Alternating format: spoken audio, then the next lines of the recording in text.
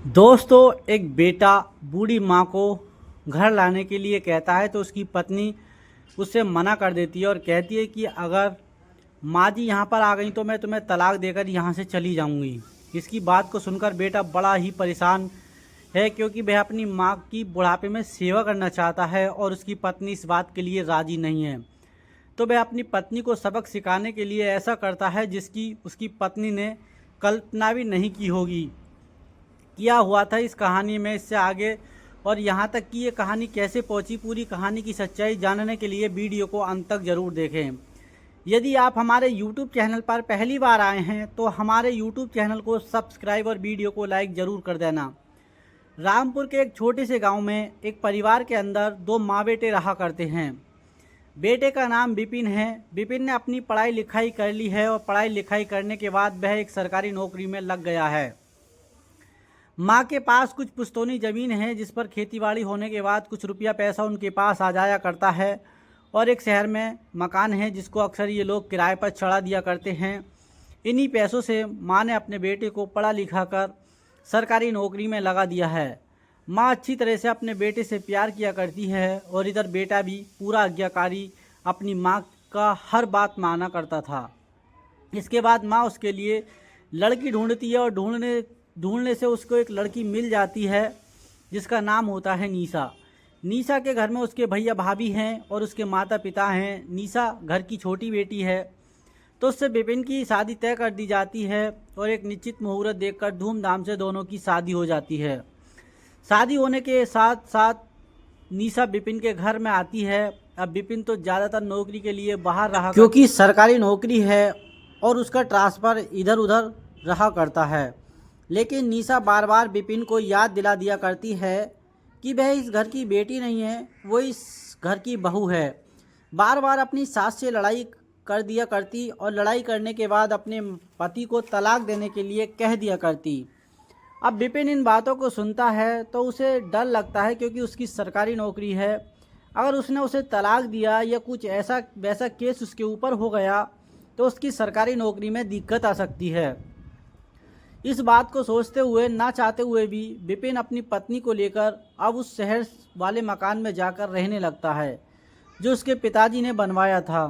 विपिन वहां पर रहने लगा था और विपिन की माँ को भी पता था कि उसका बेटा बड़े मुसीबत से गुजर रहा है, तो इसी वजह से वह भी बेटे को ज़्यादा फोर्स नहीं करती है और कहती है कि ठीक है बेटा, अगर तुझे वहाँ रहना है तो आराम से रह, वहाँ पर रह ले। एक दिन विपिन अपनी ड्यूटी से वापस आता है और घर आने के बाद वह सोफे पर बैठ जाता है और उसके बाद अपनी पत्नी से कुछ बात करने लगता है। बातों ही बातों में वह अपनी पत्नी को बताता है कि गांव से पड़ोस वाले चाचा का फ़ोन आया था और उन्होंने बताया था कि माँ की तबीयत काफ़ी ज़्यादा ख़राब है। अब इस बात को सुनकर विपिन की पत्नी निशा बहुत कुछ सोचने लगती है। तभी विपिन उससे कह देता है कि अब माँ को हम वहाँ पर नहीं छोड़ सकते, अब माँ को हमें यहीं पर लाना होगा, नहीं तो चार लोग हमारे बारे में बातें बनाएंगे कि क्या फ़ायदा ऐसा बेटा पैदा करने का जो अपनी माँ की सेवा ही नहीं कर सके। अब जैसे निशा ये सुनती है कि उसकी सास को यहाँ पर लाया जा रहा है तो उसके बाद जो एकदम से बहुत ज़्यादा नाराज़ हो जाती है और गुस्से में अपने आप को कमरे में बंद कर लेती है। कमरे में बंद करने के बाद विपिन से कह देती है कि अगर तुम अपनी माँ को यहाँ पर लाए तो हम दोनों का तलाक होगा और मैं तुम्हारे साथ नहीं रह सकती। ऐसे कहकर वो उससे माँ को लाने के लिए मना कर देती है और अपने फ़ोन को निकालकर अपनी माँ के पास फ़ोन कर देती है। फ़ोन करने के बाद अपनी माँ से रो रो कर कहने लगती है कि ये मेरी बिल्कुल बात नहीं मान रहे और अपनी माँ को लाने के लिए कह रहा है। माँ, मुझे अब इस घर में बिल्कुल नहीं रहना है। इधर बाहर विपिन सभी बातों को सुन रहा और सुनते सुनते उसके दिमाग में बहुत सारे ख्याल चलने लगते हैं। बचपन की वो याद आती है जबकि पिता का देहांत हुआ था और पिता का शव आंगन में पड़ा हुआ था और सभी लोग फूट फूट कर रोए जा रहे थे। उसी समय विपिन की उम्र ज़्यादा नहीं थी, उसे समझ भी नहीं आ रहा था कि ये सब लोग क्या कर रहे हैं और क्या हुआ है। पिताजी को वह बस अपनी माँ से कह रहा था कि माँ, पिताजी को उठाओ, मुझे चॉकलेट लेने के लिए जाना है, लेकिन माँ अपने बेटे की मासूमियत भरे चेहरे से ये आवाज़ सुनकर एकदम से और भी ज़्यादा फूट फूट कर रोने लगती है और विपिन इस बात को समझने में सामर्थ्य नहीं है उन सभी पलों को याद करके विपिन की आंखें हो जाती हैं और उसके बाद उसे वह बात याद आती है जिस तरह से उसकी माँ ने उसे पाल पोस कर बड़ा किया। जब वो 12वीं क्लास में उसने टॉप किया था तो उसकी माँ ने पूरे मोहल्ले में मिठाइयाँ बांटी थी, और आज जब वह बीमार है तो विपिन उनकी देखभाल तक भी नहीं कर सकता। अपनी पत्नी की वजह से इन बातों को सोच सोचकर वह काफ़ी ज़्यादा परेशान होता है। थोड़ी देर तक और गहन सोच विचार में डूबा रहता है। थोड़ी देर सोचने के बाद वो एक फैसला कर चुका था जिससे उसकी पत्नी को सबक मिल जाएगा, और उसकी माँ की सेवा करने के लिए वो अपनी माँ को यहीं पर भी रख सकता है। इस बात को सोचकर वह अपनी पत्नी के कमरे का दरवाज़ा खटखटाता है। खटखटाने के बाद वह निशा से कहता है कि निशा, ऐसी कोई बात नहीं है, अगर तुम ऐसा ही चाहती हो तो मैं माँ को यहाँ पर बिल्कुल भी नहीं लाऊंगा, लेकिन मुझे भूख लगी है। तुम ऐसा करो, मेरे लिए खाना बना दो और खाना खाने के बाद मैं आराम करना चाहूँगा। इस बात को सुनकर निशा फूले नहीं समाती है, मानो उसे मुँह मांगी मुराद मिल गई हो। उसके बाद निशा झट से दरवाजे को खोलती है और हंसते हुए अपने पति के लिए खाना बनाती है और उसे खाना खाने के लिए कह देती है। खाना खाने के बाद जो विपिन होता है वह निशा से कहता है कि निशा, वो बात तो ठीक है, लेकिन मैं 15 दिन के लिए कहीं बाहर जा रहा हूँ, बॉस का आदेश है और मुझे जाना होगा। इतने दिन घर के अंदर अकेली क्या करोगी? तुम ऐसा करो, अपने मायके जाओ, वहाँ पर भी तुम्हें जाए काफ़ी दिन हो गए हैं, तुम्हारा भी मन बढ़ जाएगा, और वैसे भी इस घर के अंदर अकेला रहने से कोई फ़ायदा नहीं है। ऐसा कहकर विपिन आराम करने के लिए चला जाता है तो निशा विपिन से पूछती है कि बॉस का फ़ोन कब आया था? तो वह कहता है कि जब तुम अंदर बंद थी, अपनी माँ से बात कर रही थी, तो उसी टाइम पर बॉस का फ़ोन आया था, और बॉस का आदेश है तो मुझे 20 दिन के लिए जाना होगा।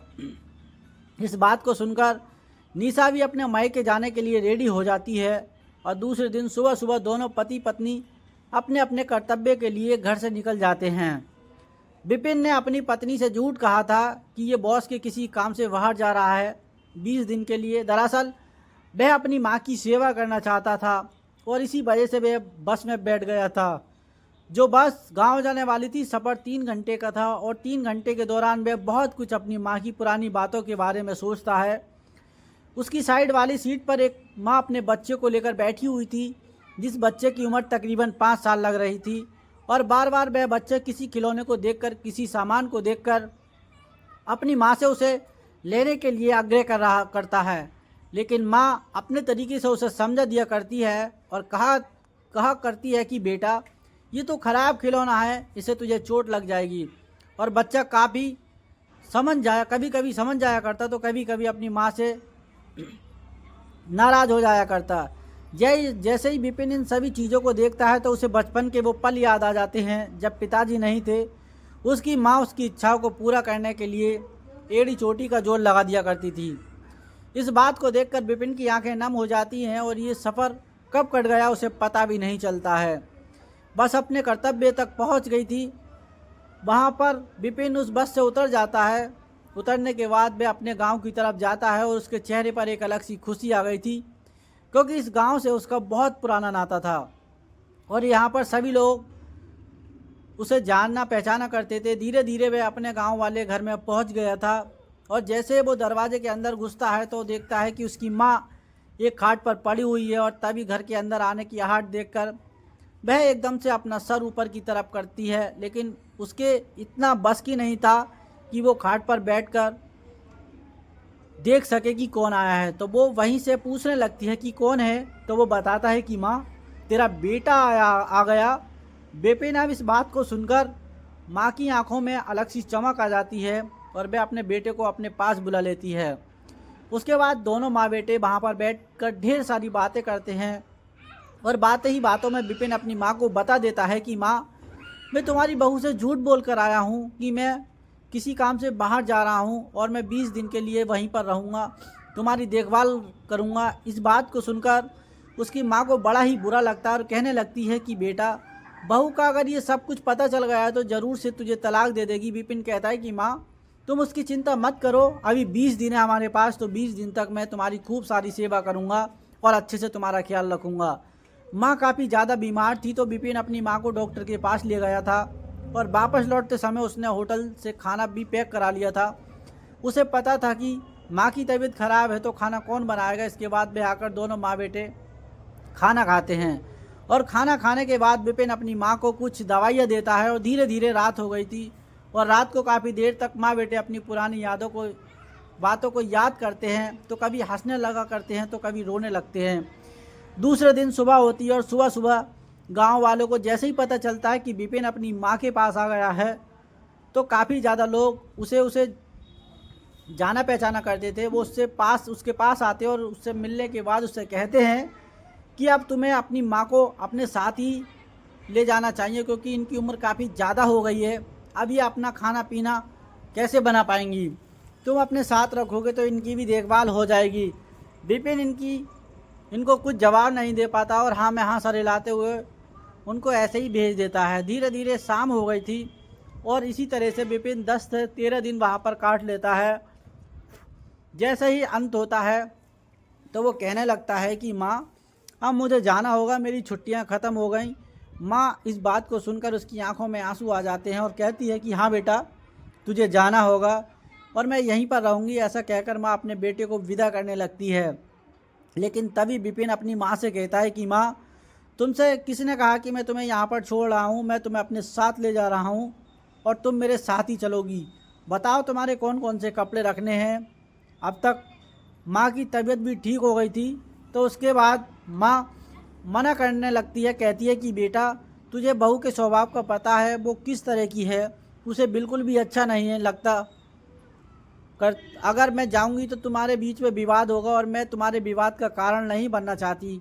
लेकिन बेटा कहता है कि माँ तुम उसकी चिंता मत करो, वो सब कुछ मुझ पर छोड़ दो, तुम केवल ये बताओ कि तुम्हारे कौन कौन से कपड़े पैक करने हैं। इसके बाद माँ मजबूरन अपने बेटे के साथ जाने के लिए तैयार हो जाती है और बेटा अपनी माँ को लेकर वहाँ से अपने शहर वाले घर में पहुँच जाता है। माँ के लिए उसने एक कमरा तैयार कर दिया था तो उस कमरे के अंदर आराम से माँ को रख देता है और कहता है कि माँ आराम से यहाँ पर रहो और मैं अच्छी तरह से तुम्हारी देखभाल करूँगा। अब माँ को बार बार ये डर सता रहा था कि उसकी पत्नी जब घर आएगी तो क्या कहेगी और उसे कैसा लगेगा जब ये मुझे अपने साथ ले आया। लगभग 1.5 घंटे बाद दरवाजे की डोर बेल बजती है और विपिन जाकर दरवाज़ा खोलता है तो देखता है कि सामने उसकी पत्नी है और वो भी खिलखिलाते हुए चेहरे से। वो अभी अभी अपने मायके से आई है और उसके बाद वह घर के अंदर आने लगती है। घर के अंदर आते हुए जैसे ही उसकी नज़र उस कमरे पर पड़ती है जहाँ पर उसकी सास बैठी हुई थी तो उसे देखकर एकदम से उसके चेहरे पर गुस्सा आ जाता है और वह अपने पति से कहने लगती है कि तुम इसे क्यों ले आए, तुम्हें बताया नहीं था, अगर तुम्हें इसे अपने साथ रखोगे तो मैं तुम्हारे साथ नहीं रहूँगी। ऐसा कहकर वो अपने पति पर चिल्लाने लगती है। लेकिन तभी विपिन उसे कहता है कि निशा 1 मिनट शांति से मेरी बात सुन लो। अब विपिन कुछ बात करने ही वाला था तभी दरवाजे की डोर बेल फिर से बजती है तो विपिन निशा को भेजता है, कहता है कि दरवाज़ा खोलो देखो कौन है। उसके बाद निशा जैसे ही दरवाज़ा खोलती है तो सामने शर्मा अंकल हैं जिन्होंने उनकी शादी में मेडिएटर का काम किया था, यानी कि जब इनका रिश्ता हुआ था तो उन्होंने लड़के वालों और लड़की वालों को बताया था कि वो लड़का आपकी लड़की के लिए सही होगा और वो लड़की आपके लिए सही होगी। तो इसके बाद शर्मा जी अंदर आ जाते हैं और शर्मा जी के सामने जो विपिन है वो उससे बात करने लगता है। कहता है कि शर्मा जी आप वो डॉक्यूमेंट बनवा लाए जिन डॉक्यूमेंट के बारे में आपको मैंने बताया था। शर्मा अंकल अपने पास में रखे हुए थैले से उन डॉक्यूमेंट को निकाल कर विपिन के हाथ में थमा देते हैं। अब जैसे ही निशा इन डॉक्यूमेंट को देखती है और शर्मा अंकल को देखती है तो बहुत कुछ उसके दिमाग में चलने लगता है और वो सोचती है कि आखिर ये क्या करना चाहता है। तो इन डॉक्यूमेंट के बारे में वो विपिन से पूछने लगती है तो विपिन बताता है कि कुछ भी नहीं है, ये केवल बेदखल होने के डॉक्यूमेंट हैं। अगर मैं अपनी माँ की बुढ़ापे में सेवा नहीं कर सकता तो उनकी किसी भी प्रॉपर्टी पर मेरा कोई भी अधिकार नहीं बनता।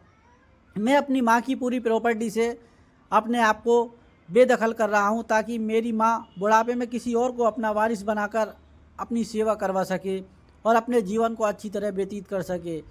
अब ज़िंदगी भर इन्होंने हमारे लिए बहुत कुछ किया है, लेकिन अब जब टाइम आया है इनके लिए कुछ करने का तो उस टाइम पर हम इनसे मुंह मोड़ ले, ऐसा नहीं हो सकता। अगर ऐसा होता है तो उनकी पूरी प्रॉपर्टी पर मेरा कोई भी अधिकार नहीं है। इसके बाद जो विपिन होता है उन डॉक्यूमेंट पर साइन करता है और साइन करने के बाद उन डॉक्यूमेंट को अपनी माँ को दे देता है। कहता है कि माँ, आज से ये घर भी तुम्हारा है और गांव की प्रॉपर्टी भी तुम्हारी है और तुम्हें आराम से यहाँ पर रहना है, कोई भी कैसी भी दिक्कत नहीं है। गांव वाली कुछ ज़मीन को बेच दो और उसके बाद अपने लिए 2-3 नौकर रख लो, जिससे तुम्हारी अच्छी तरह से सेवा भी हो जाएगी और तुम आराम से अपना जीवन व्यतीत कर सकोगी। इस बात को देखकर निशा एकदम से हैरान हो जाती है, क्योंकि ये सब कुछ नहीं चाहती थी।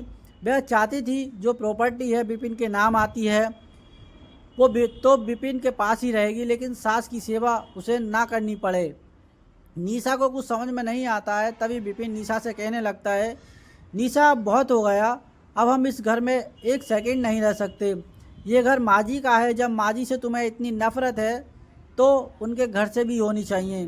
तुम्हारा जो भी ज़रूरी सामान है यहाँ से पैक कर लो और हम लोग इस घर को छोड़कर जाने वाले हैं। अब इन सभी चीज़ों को देखकर माँ की समझ में कुछ भी नहीं आ रहा था कि बेटा क्या करना चाहता है। तो वो अपने बेटे से कहने लगती है कि बेटा, बुढ़ापे में इतनी सारी प्रॉपर्टी का क्या करूँगी, तुम्हारी प्रॉपर्टी है, तुम्हें ही मुबारक। अगर तुम मुझे अपने पास नहीं रख सकते तो मैं यहाँ से गांव चली जाऊँगी और वहीं पर अपना बचा कुचा जीवन व्यतीत कर लूँगी। तभी विपिन अपनी माँ से कहता है कि माँ, ऐसी बात नहीं है, जब तुम्हारा शहर में घर है तो तुम शहर में रहो। शहर में यहाँ पर तुम्हें सुविधा भी ज़्यादा होगी और साथ में नौकर भी आसानी से मिल जाएगा। यहाँ पर नौकर तुम्हारी अच्छी तरह से देखभाल कर लेगा और तुम्हें अपने गांव वाली थोड़ी सी ज़मीन को बेच देना, जिससे तुम्हारे नौकर की सैलरी जा सके और अच्छे से अपना जीवन व्यतीत करो। तुम्हारे पास ढेर सारी प्रॉपर्टी है तो तुम्हें इस उम्र में दुखी होने की कोई ज़रूरत नहीं है। तुम्हें कैसी भी कोई परेशानी नहीं होगी, आराम से इस घर के अंदर रहो।